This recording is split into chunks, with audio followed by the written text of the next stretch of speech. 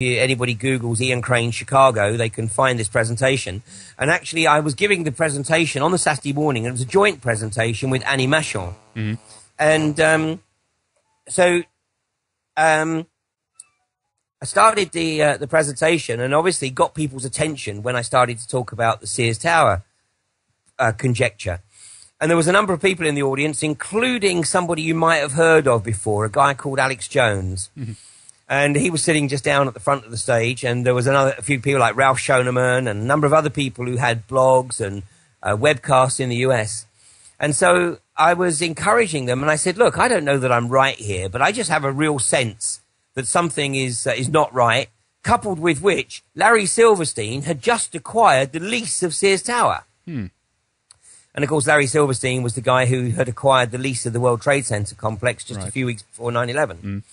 So, anyway, I gave the presentation, and, these guys put it out. And the following morning, some local news crews came to the conference hotel because they'd heard about what I'd suggested might happen with Sears Tower.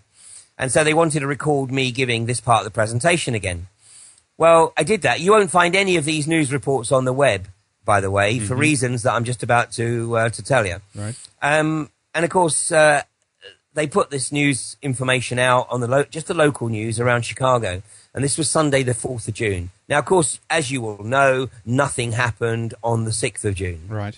But if you go Google Sears Tower terror attack, what you will find is the news reports that appeared in the US starting on the 17th of June 2006, where a terror cell was arrested in Miami. And it was a very obscure Muslim terror cell that nobody had ever heard of. And supposedly they were arrested with detailed plans of Sears Tower. Hmm. So, by actually sort of putting it out there, did we actually manage to stop it? I don't know. But these guys were subsequently charged with conspiracy to commit an act of terror. And they're now all serving jail sentences in the US. Yeah, I think they call them. Was this the Liberty City 7?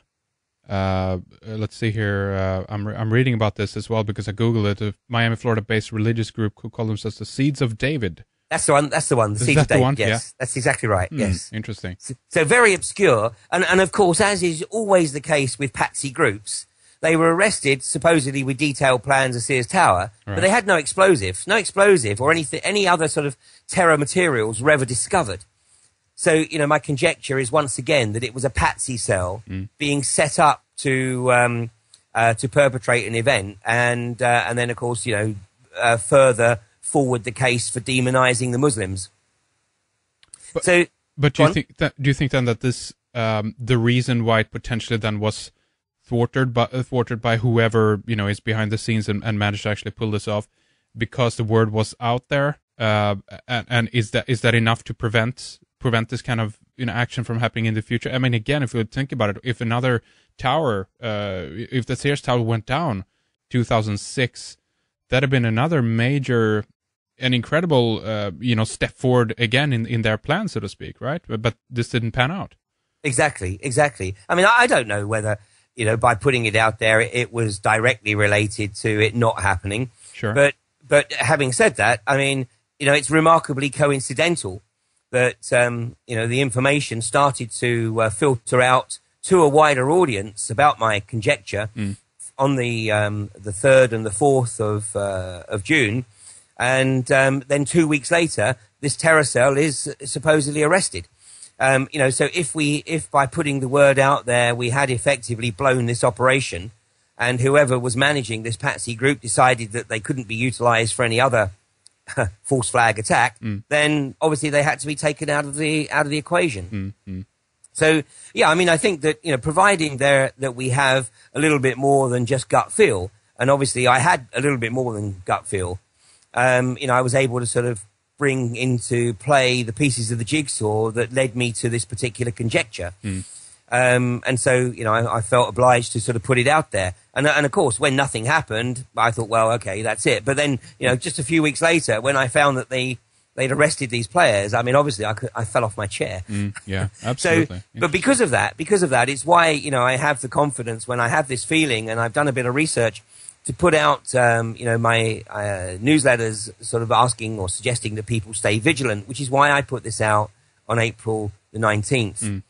But like I said, it took me near as damn it 4 weeks until I had sufficient pieces of the puzzle to be totally convinced that the BP Deepwater Horizon event was contrived. And of course, to some extent, I'm BP's worst nightmare, one, because of my background in the oil industry, but also because I was with Schlumberger for 20 years, nearly 20 years. And Schlumberger had a very, very significant part to play on the Deepwater Horizon. And because Schlumberger have effectively remained silent about what occurred on the Deepwater Horizon, and will remain silent until such time as the Gulf Coast hearings are given the power of subpoena, which isn't about to happen anytime soon. So in other words, the real truth about what occurred on the Deepwater Horizon is going to suffer in exactly the same way as the 9/11 Commission. I.e., it's not going to be in a position to review the incident based on the facts, because the facts are not being presented. That's right. And why don't we address some of these things that led you to believe that this was, you know, meant to happen in that sense, or however you view that. Obviously, again, we know that someone said, you know, we never let a disaster go, you know, unused, so to speak. We always make sure. Yeah, that was Raymond Manuel. That's right. They always make sure to, you know, to use accidents to their own, you know, to further their own agenda. But I'm thinking back to an article that we put up around the 12th of June, 2010 here, and this was about, let's see if I can find his name here, Jim Harrell, a top employee of the rig owner Transocean, was speaking with someone in Houston via satellite phone, and this lawyer who now was given some of the material about this phone call told Mother Jones, a paper, that according to this witness account, Harrell was screaming, "Are you fucking happy? Are you fucking happy? The rig is on fire. I told you this was going to happen." Implying obviously that someone knew that, you know, that this was something was wrong, something was off, and someone did not, you know, care to adjust the problem, if I put it that way. Exactly right. Well, there's a number of facets, and we're not going to have the time to cover every one of them.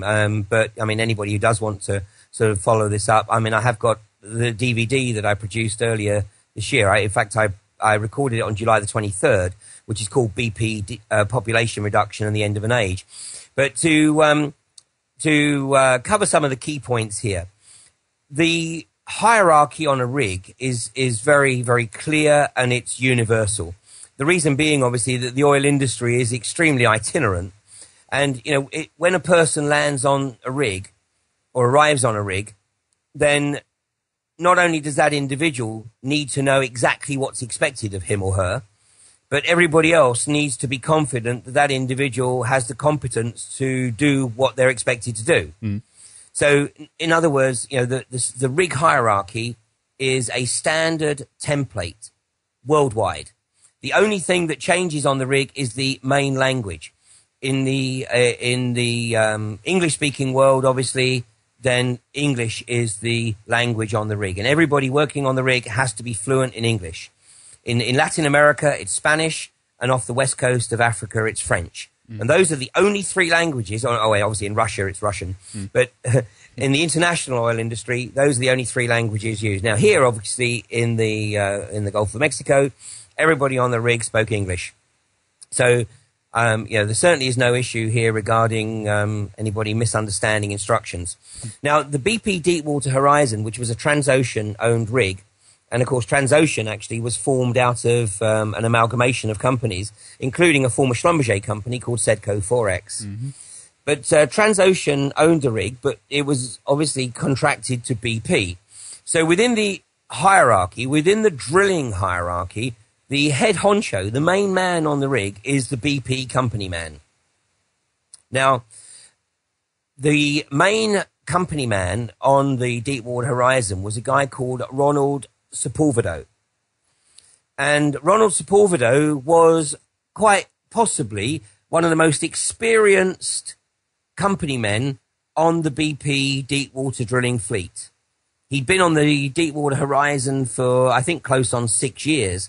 So in that time, I mean, he would have got to know every facet of that rig. I mean, like all, large kit pieces of machinery, they had their idiosyncrasies. Some things work well, some things don't work so well. They need to be nursed. Well, Sepulvedo would have known that rig inside out, upside down and backwards. And what is absolutely incredible is that Sepulvedo was pulled off the rig 4 days before the explosion. Now, the official reason that he was taken off the rig was supposedly to attend a workshop, a course in Lafayette, Louisiana. And the course was supposedly going to be on the safe operation of the BOP, the blowout preventer that sits on the seabed above the bore. Now, this is just ridiculous. I mean, why would the most experienced company man in the BP fleet be taken off the rig to go on a course of how to effectively and efficiently operate the BOP when the drilling operation was reaching its most critical stage? Yeah. And in fact, Sepulvedo has appeared before the Gulf Coast hearings. And basically, I mean, he's saying, I don't know why I was taken off the rig. He said, I don't really understand it. I was told I had to attend this course. I mean, I'm paraphrasing. He didn't say it quite so bluntly. But it's very evident that he really doesn't actually still comprehend why he was taken off the rig at this juncture. Now, one of the arguments that I've heard put forward is that what a lot of people aren't aware of is that the well that blew was actually the second well to be drilled at this location.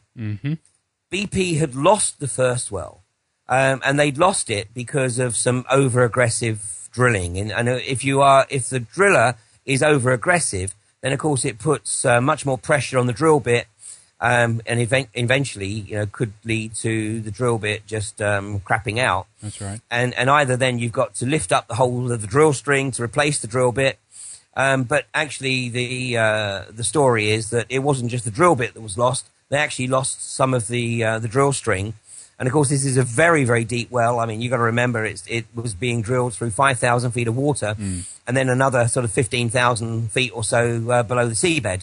So to lift up, close on 4 miles of drill string would have been quite a tough task. Anyway, the decision was taken to shut the well in, to close it in. Now, this is very significant because we'll come back to this in a little while. So this was well A. Well A, which was drilled earlier, started late last year and earlier this year, but they lost it. So they closed it in and capped it. So then they started drilling well B, and the well that we know that blew was well B. Now, one of the stories I've heard is that Sepulvedo was taken off the rig at this point because he was considered to be at fault when they lost well A. I see. Now, how much truth there is in that, I don't know, and the Gulf Coast hearing probably is never going to find out because they're never going to get around to asking the question.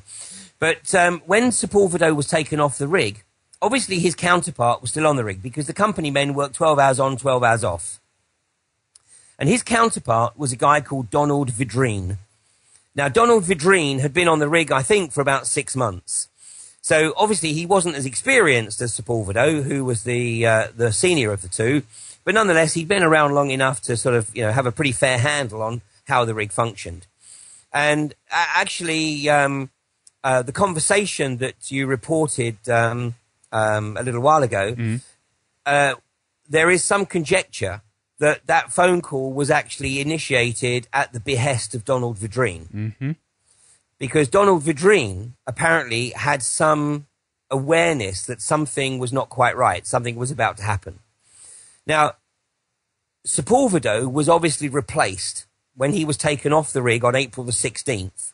He was replaced by a guy called Robert Kaluza, spelt Kaluza.